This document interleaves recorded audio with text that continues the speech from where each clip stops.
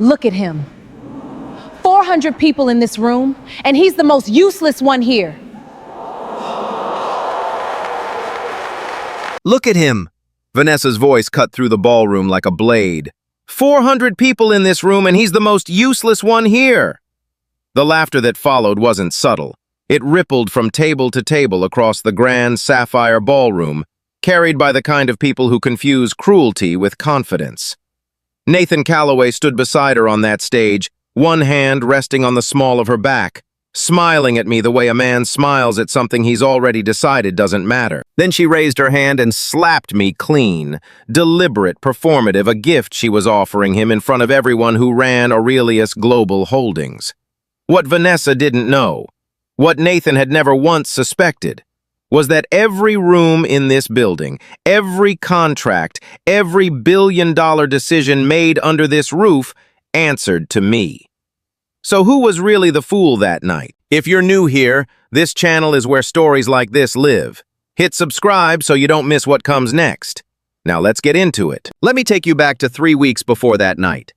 Before the ballroom, before the slap, before everything I thought I understood about my own life turned out to be wrong in ways I hadn't let myself see. I woke up at 5 in the morning the way I always did. The apartment on North Burling Street was quiet, the kind of quiet that belongs to a city that hasn't decided to start yet.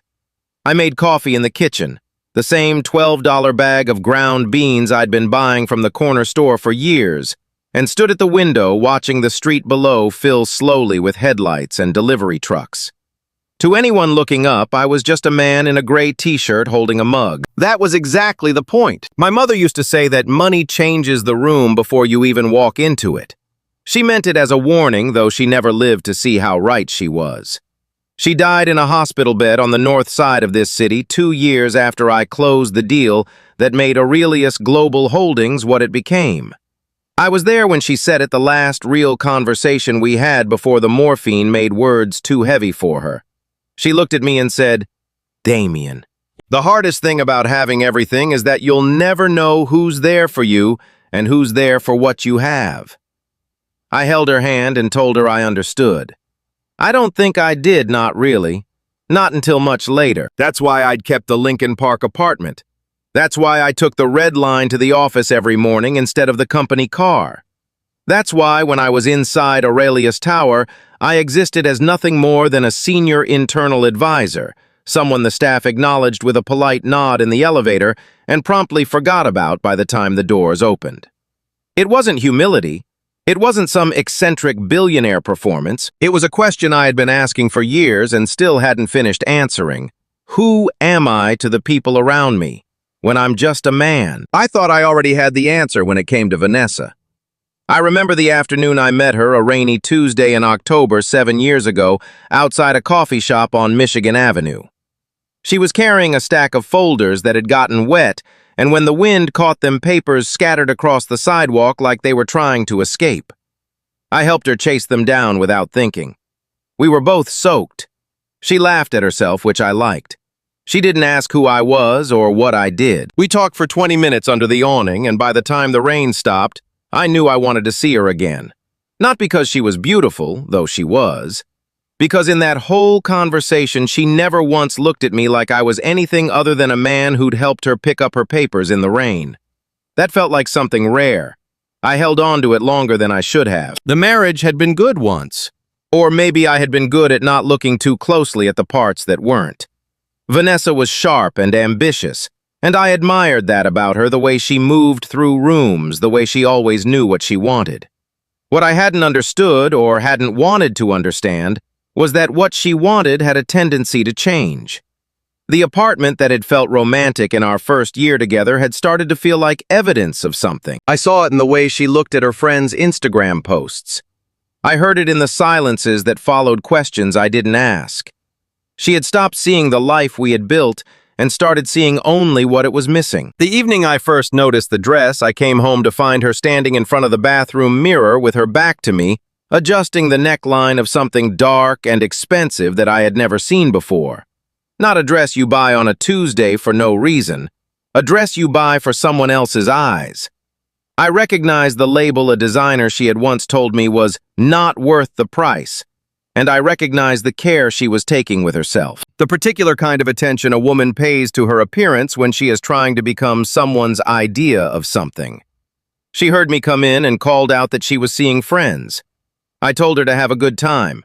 I didn't ask which friends. That night after she left, I sat at my desk and pulled up the internal financial reports Marcus had forwarded me earlier that week. Routine review, nothing I expected to be interesting. I was halfway through the North American Division's quarterly breakdown when a name stopped me. Nathan Calloway. I knew the name. I had hired him 4 years ago, promoted him twice, and kept a respectful distance because he was the kind of man who ran his division like a personal kingdom and produced results that made it difficult to argue. But the transaction I was looking at now wasn't a result. It was a pattern. A series of vendor contracts cycling through shell entities that shouldn't have existed. Numbers arranged with the kind of care that meant someone had spent time making sure they wouldn't be noticed. I forwarded the report to Marcus with a single line, "Look into this." His response came the next morning before I'd finished my coffee. He didn't send a financial summary, he sent a photograph. It was taken through the glass wall of a restaurant, the Crescent Regency's dining room. The kind of place where a main course costs more than most people's weekly grocery run. Vanessa was sitting across a candlelit table from Nathan Calloway. Her hand was on the table. His hand was on hers. I looked at that photograph for a long time. I thought about what I was supposed to feel, anger maybe, or the specific devastation of betrayal. What I felt instead was something quieter and much harder to name. It was the feeling of a question finally being answered after you've spent years hoping you were asking the wrong one. I called Marcus that afternoon and told him I wanted everything. Every communication, every transaction, every meeting Nathan had arranged outside normal channels. Marcus was quiet for a moment before he asked why. I told him I thought Nathan was planning something beyond the financial irregularities. Marcus confirmed it within 48 hours. Nathan had been working the board members for months, not all of them just enough. 3 votes here, 2 there, quiet lunches and carefully worded conversations about the future direction of the company and modernizing the leadership structure. He had prepared a formal proposal for what he was calling a transition of operational authority, designed to be presented at the company's 20th anniversary gala. The event was 3 weeks away. The argument he intended to make was simple. The chairman was a ghost, a name on a founding document who hadn't shown his face in years, and a company of this scale needed someone present, someone visible, someone willing to lead from the front. He had convinced himself, and apparently several members of the board, that he was that person. And Vanessa Marcus told me was going to be there with him. Not as a guest, but as a statement. She had already told someone in Nathan's circle that she intended to file for divorce before the end of the month and that she planned to attend the gala on Nathan's arm as a way of making clear that she had chosen a direction. The word she apparently used was upgrade. I sat with that word for a while. Upgrade. I turned it over the way you turn over a stone when you know something unpleasant is living underneath it. Then I made a decision. I could have called her that evening. I could have sat down across from her at the kitchen table and laid it all out.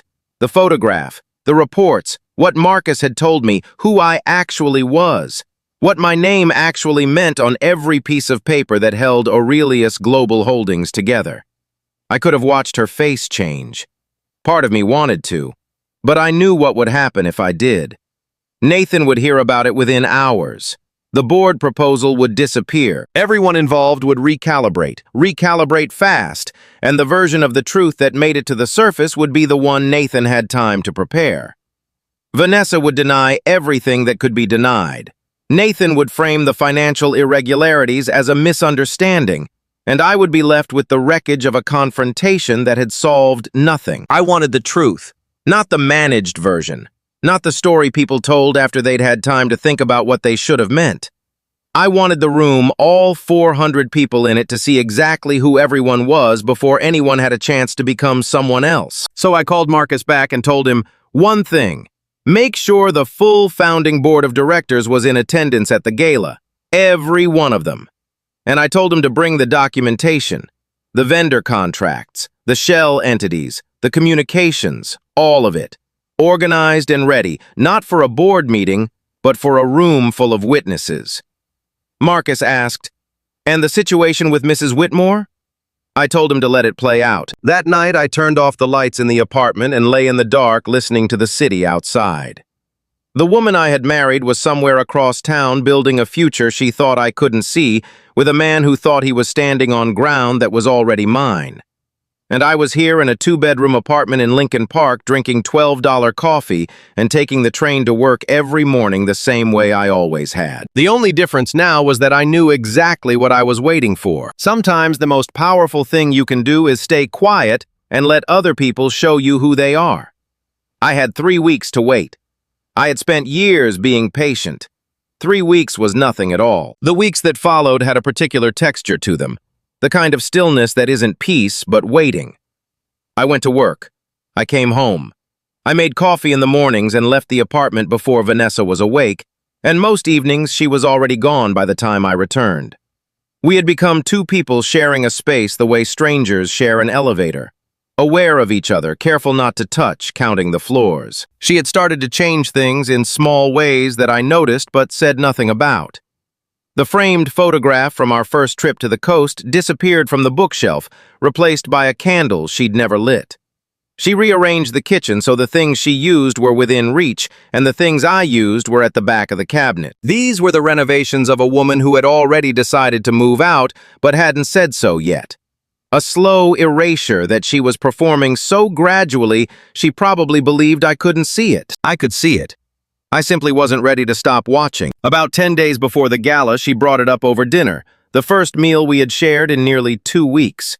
She mentioned the event in the same tone she used to mention grocery lists, matter of fact, looking at her phone rather than at me. She said she was going to be attending the Aurelius Anniversary Gala as a guest, and that she assumed I would be there in some capacity through work.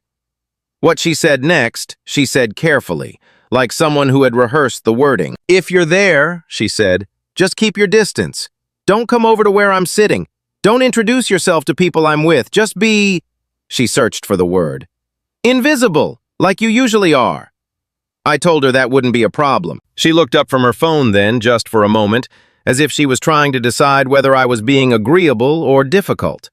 Whatever she saw in my face didn't concern her, because she looked back down and changed the subject to whether we needed more dish soap. At the office, Nathan had entered a phase I could only describe as performance.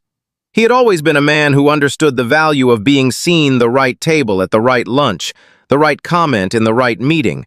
But in those final days before the gala, there was something louder about him. He moved through the Aurelius Tower floors like a man who was already measuring the walls for new furniture.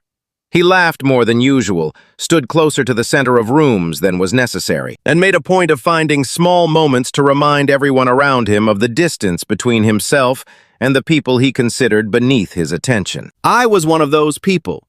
That was the role I played, and I played it well. One afternoon, I was in the hallway outside the North American Division's conference room when Nathan came out with 3 of his senior directors. He saw me near the copy station and stopped the way people stop when they've spotted something mildly amusing they want to share. He said something to the men beside him low enough that I was meant to only partially hear it. Something about how certain people in the building were very good at looking busy without actually contributing anything. And wasn't it interesting how some advisors had been advising for years without a single visible result? The men with him laughed in the way that people laugh when they're more interested in pleasing their boss than they are in the joke. I looked up from the papers in my hand. Nathan was already walking away. I went back to what I was doing. What I felt in those moments wasn't humiliation. I want to be honest about that because it would be easy to reconstruct it that way in hindsight. The indignity, the injustice, the mounting pressure of staying quiet. But the truth is that each time Nathan performed his contempt in front of an audience, I felt something closer to clarity. Every word he said was a piece of evidence. Every laugh his directors offered was a signature on a document I was building in my head. I was not a man being humiliated. I was a man listening. The evening everything shifted for me happened on a Tuesday. I came home earlier than expected. A call had been moved, and I left the office while it was still light outside. I unlocked the apartment door without making noise, which wasn't intentional, just habit. I set my bag down in the hallway and heard Vanessa's voice from the bedroom. Not muffled, but clear the way voices carry when someone is pacing and not thinking about acoustics. She was on the phone with Nathan. I didn't move. I stood in the hallway and listened, not because I needed more evidence of what I already knew, but because I understood instinctively that this was one of those moments that exist only once. Her voice was warm in a way I hadn't heard it in a very long time, relaxed and unguarded, the voice of someone who believes she is completely alone. "If it weren't for you," she was saying, "I would have left him a long time ago. He has no ambition, he has no vision. I spent years waiting for something to change, and nothing ever changed, Nathan, nothing. I can't keep pretending that this is a life." There was a silence while she listened to whatever he said in response. Then she laughed, soft, almost private, and said, "Just 3 more weeks, then this is done." I turned around and walked back out of the apartment. I stood on the front steps for a while, watching the street. The air smelled like rain that hadn't arrived yet. A kid on a bicycle rode past without looking up. I had believed somewhere in the back of my mind that I was still holding on to the possibility that I was wrong about her. Not wrong about what she was doing, the photograph had settled that, but wrong about the depth of it. Wrong about whether any part of what we had built together still meant something to her beneath the ambition and the restlessness. That phone call answered the question I hadn't admitted I was still asking. There was no depth to it. There was only the transaction a husband who had stopped being useful exchanged for a man she believed could offer her something better. The pain I felt wasn't sharp, it was wide, the kind that settles rather than strikes. I sat with it for a while, and then I put it somewhere quiet and went back upstairs and made dinner as though I had just arrived home. When Vanessa came out of the bedroom, she seemed relaxed, almost cheerful. She told me something smelled good. I told her it was pasta and asked if she was hungry. She said she wasn't and went to bed early. The following week, Nathan called an emergency leadership meeting on a Thursday afternoon, one I attended in my usual capacity, sitting toward the back with my notebook watching. He stood at the front of the room with the confidence of a man who had already decided how the story ended. He talked about legacy, about the company's trajectory, about what 20 years of growth demanded from its leadership going forward. He talked about visibility and accountability and the need for a chairman who was present and invested in the day-to-day reality of this company. Every sentence was a brick in an argument he was assembling toward a single conclusion that the invisible founder at the top of the organization was a liability, and that the company needed someone clearly himself to step forward and lead. Several of the directors at the table were nodding. I counted them: 3 from the North American division, 1 from European operations, 1 from the finance committee. Nathan had done his work carefully. I made a note of each name. After the meeting, I stepped outside and called Marcus. He answered on the second ring. "The gala is in 4 days," I said. "I need the full founding board in that ballroom, not the current board, the founding board. The people who were in the room when we signed the original Articles of Incorporation 20 years ago." Marcus confirmed he could arrange it. "And the documentation," I said. "The vendor contracts, the shell entities, the communications. I want it organized and printed, not filed ready for the room, not for a meeting." "And Mrs. Whitmore?" Marcus asked. He always asked carefully. "Let everything happen the way it was going to happen," I told him. "Don't intervene. Don't warn anyone. Whatever she's planning to do that night, let her do it." The night before the gala, I stood in the bedroom and looked at the suit I had set out.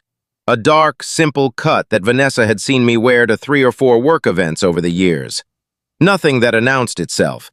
Exactly what she had asked for when she said she wanted me invisible. I considered it for a long time, then left it exactly where it was. I didn't want to walk into that room looking like anything other than the man they had all decided to dismiss. I wanted there to be no moment where anyone could say the entrance had been theatrical, that I had dressed for a reveal. The plain, dark suit stayed on the chair. The morning of the gala, Vanessa was up before me, something that almost never happened. When I came into the kitchen, she was already dressed, her hair already done, with the kind of careful arrangement that takes an hour to look effortless. She was drinking coffee by the window, and for just a moment in the early morning light, She looked exactly like the woman who had laughed in the rain on Michigan Avenue 7 years ago. I noticed that I could hold the memory and the reality in the same thought without one of them destroying the other. That felt like something. She turned and saw me and said without hostility, "Try not to be awkward tonight." I said I would try. That evening I arrived at the Grand Sapphire Ballroom alone. The room was already filling when I walked in. 400 people in formal attire, the sound of the kind of small talk that happens when powerful people are performing relaxation for each other. I found my seat at a table near the back of the room, exactly where Vanessa had suggested I stay. I ordered water. I watched the room fill. I watched Nathan arrive near the entrance in a dark tuxedo, his hand briefly touching Vanessa's back as they were greeted by a cluster of directors. She was wearing a gown I had never seen, deep burgundy, selected for exactly this kind of room, and she moved beside him with the ease of someone who had been practicing for this moment in her head for a long time. I watched them take their seats near the stage. I watched Nathan work the room the way he always did, rotating through handshakes and low laughter, building the temperature of the space around him, the way a man does when he knows he's about to say something in public and wants the room warm before he opens his mouth. Dinner was served. The speeches began the standard tributes to 2 decades of growth, the carefully chosen statistics, the applause at the right intervals. Nathan watched it all with the patience of someone waiting for his turn, which was exactly what he was doing. When the host invited him to the podium, he walked up slowly, buttoned his jacket, and smiled at the room, the way a man smiles when he believes the room already belongs to him. He began to speak about legacy, about what it meant to lead an institution like Aurelius Global into its next chapter, about the kind of vision that required presence and accountability. He was good at it. I'll give him that. He had the pacing of someone who had given this speech many times in his head. Then he looked toward the back of the room and his eyes found me at my corner table. The shift in his expression was small, but I saw it something between amusement and contempt, the look of a man who has just spotted an inconvenient piece of furniture. He smiled in the way that invites the room to smile with him. "I see we have some of our more support-level staff with us this evening," he said, his voice easy and warm. "It's good that everyone could join the celebration." A few people laughed. A few more shifted in their seats, uncertain. That was when Vanessa stood up. She didn't look at me the way a wife looks at a husband, even one she intends to leave. She looked at me the way someone looks at an object they're about to remove from a room. She walked toward the stage with the deliberate calm of a woman executing a plan she had rehearsed.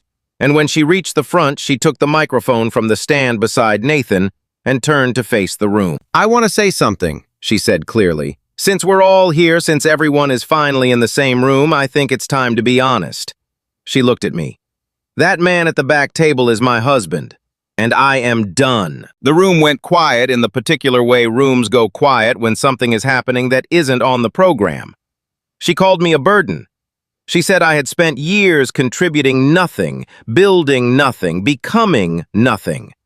She said she had carried the weight of a marriage to a man with no ambition and no future, and that she was done pretending otherwise. Nathan stood beside her saying nothing, which was its own kind of statement. The silence of a man letting someone else do the work that benefits him. Then she raised her hand and slapped me. The sound was clean and bright in the silence. Someone in the room exhaled. Someone else laughed low and uncomfortable. I stood and looked at her. I didn't reach up to touch my face. I didn't look away. I looked at her the way you look at someone when you already know how the rest of the scene goes and you're simply waiting for your line. She handed the microphone back to the stand and walked to stand beside Nathan, who put his arm around her shoulder with the satisfaction of a man who has just watched someone else win something for him. The room hadn't recovered yet. People were still looking at me, trying to figure out what my next move was supposed to be. A few were smiling in the way people smile when they think they know which direction the power is moving. None of them had any idea. The room was still waiting for me to do something. That's the nature of public humiliation. It creates a vacuum, and everyone in the vicinity holds their breath to see what fills it. Some of them were watching with pity, some with curiosity. A few with the particular alertness of people who understand that moments like this have consequences, and who are already calculating which side they want to be standing on when those consequences arrive. I didn't move toward the stage. I didn't speak. I reached for the glass of water on the table in front of me and took a slow drink, set it back down, and looked toward the main entrance at the far end of the ballroom. That was the only thing I did, but it was enough, because I knew what was about to come through those doors. The sound reached the room before the sight did, the particular quality of silence that falls when a large door opens and the air pressure in a room changes. Then the doors to the grand sapphire ballroom opened fully, and Marcus Webb walked in. He was dressed simply, dark suit, no tie, the way he always dressed when he was working rather than attending. He moved down the center of the room at a pace that was neither urgent nor hesitant, and behind him came 7 people, men and women, who had been with Aurelius Global Holdings since the beginning. The founding board. Not the current operational board that Nathan had spent months lobbying. The original 7, who had signed their names to the Articles of Incorporation 20 years ago in a conference room that no longer existed, on a floor of the Aurelius Tower that had since been renovated into something else entirely. People in this room knew their faces. Some of them knew their names. All of them understood what it meant when the founding board of a company appeared together in a room unannounced. The murmuring started near the back and moved forward like a current. Heads turned. People at the front tables craned to look toward the entrance, and those closer to Marcus stepped back slightly to clear the center aisle without being asked. Marcus stopped at the midpoint of the ballroom and spoke in a voice calibrated for the room, not shouting, but clear enough that every table could hear him without effort. Ladies and gentlemen, I apologize for the interruption. My name is Marcus Webb, Chief of Staff to the Chairman of Aurelius Global Holdings. I'm here this evening because there is a matter of authority that requires clarification before this program continues. He looked toward the stage where Nathan was still standing with his hand resting on Vanessa's shoulder, his expression cycling rapidly through confusion, irritation, and the first traces of something colder. Specifically, Marcus continued, the matter of who has the right to speak on behalf of this company at its 20th anniversary and who does not. The room was completely still. Even the people who had been laughing a few moments ago were not laughing now. Under the founding charter of Aurelius Global Holdings, operational and symbolic authority on behalf of the company rests solely with its chairman and founder. That position has never been vacated, reassigned, or transferred, regardless of what may have been proposed in recent internal discussions. He let that land. I watched 3 of Nathan's carefully recruited board members look at the table in front of them. The chairman is present this evening, Marcus said. He has been present all evening. Marcus turned then, and every head in the room followed his gaze to the back table where I was sitting. The man in the plain dark suit at the corner table, the one who had just been slapped in front of the entire company. The founding board members turned as well, and as one with the quiet deliberateness of people who had been waiting for this moment alongside me, they lowered their heads in acknowledgement. Chairman Ashford, Marcus said, his voice even. We've been waiting for you. I stood up. I buttoned my jacket. I walked toward the stage at the same unhurried pace I had used every morning for the last several years when I crossed the lobby of Aurelius Tower, and no one looked up from their phones to notice me. The walk felt long. It wasn't, but I was aware of every step in a way I rarely am. The texture of the floor, the sound of the room's silence, the particular weight of 400 people recalibrating everything they thought they understood about the last hour. When I reached the stage, Nathan was still standing there. I'll say this about him, he didn't collapse immediately. He held himself upright for several seconds, the way a structure holds its shape for a moment after the foundation gives way, before something in the architecture finally understands what has happened and lets go. I looked at him briefly, the way you look at a problem you've already solved, and then I stepped past him and stood at the front of the stage. I looked out at the room. 400 faces looking back at me, some I recognized, some I didn't, all of them trying to reconcile the man they were seeing now with the one who had been sitting quietly at a back table 60 seconds ago. 20 years ago, I said, This company was a two-person operation in a rented office with second-hand furniture and a business plan that 3 different banks told us wasn't viable. Everything in this room, this building this evening, every contract and partnership and division represented here tonight exists because of the people who believed in it anyway and stayed. I looked at the founding board members who had come in with Marcus. I built this company to last. That means it cannot be led by people who confuse ambition with loyalty, or who mistake someone's silence for absence. I looked toward the legal team seated at a table to the left of the stage. The documentation Marcus has with him this evening outlines a series of financial irregularities in the North American Division vendor contracts, routed through entities that have no legitimate business relationship with this company over a period of approximately 14 months. The full record will be made available to the board and to our legal counsel tonight. I expect the process to move quickly. I turned to Nathan then. He was standing very still. The color had left his face in the specific way it leaves the face of someone who has spent months building something and is watching it be disassembled in real time. There was nothing theatrical about what I said to him. I kept my voice level and my words brief. Your contract contains a clause for termination under ethical violation. Marcus will handle the details. You're done here, Nathan. 2 members of the building's security staff appeared at the side of the stage. Nathan looked at them, then at me, and for a moment I thought he might say something. He didn't. He straightened his jacket the way people straighten their clothes when they have nothing else left to adjust, and walked off the stage without a word. The room released a breath it had been holding. I thanked the audience briefly, told them to enjoy the rest of the evening, and handed the program back to the event host. Then I stepped off the stage. I had taken perhaps 4 steps when I saw her. Vanessa was standing at the edge of the space near the front tables, exactly where she had been when Nathan put his arm around her shoulder. She was no longer standing the way she had been standing then, that careful, composed posture she had practiced for tonight. She was standing very still in the particular stillness of someone whose body has stopped receiving instructions from the part of the mind that usually sends them. The burgundy gown that had been chosen for this evening, for this version of the evening she had planned, looked like a costume now. Her hands were at her sides. She was looking at me the way people look at something they are trying to reassemble into a shape that makes sense. The man she had called a burden. The man she had called aimless, invisible, without a future. The man she had struck in front of 400 people to prove something to someone who was currently being walked out of the building by security. She was looking at me and trying to reconcile every version of me she had decided on, and none of them were fitting together anymore. I stopped a few feet from her. I didn't approach.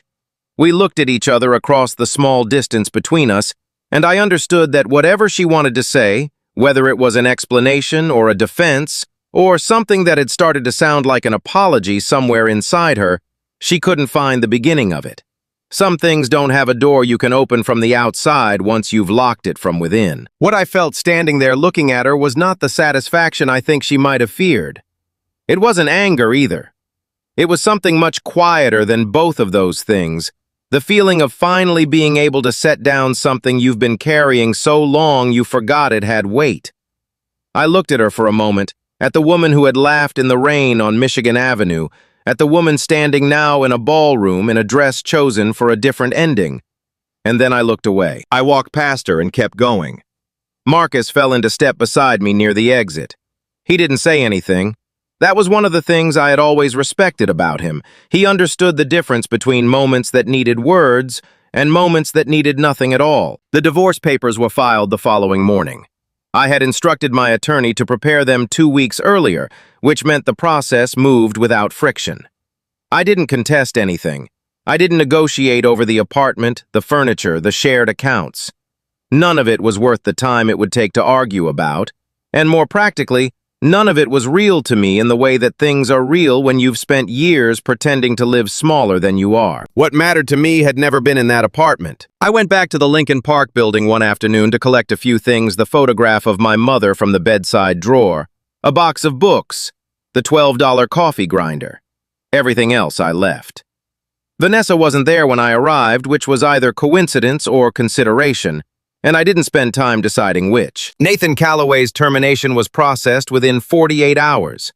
The documentation Marcus had prepared was thorough enough that the legal proceedings moved forward without requiring my ongoing involvement.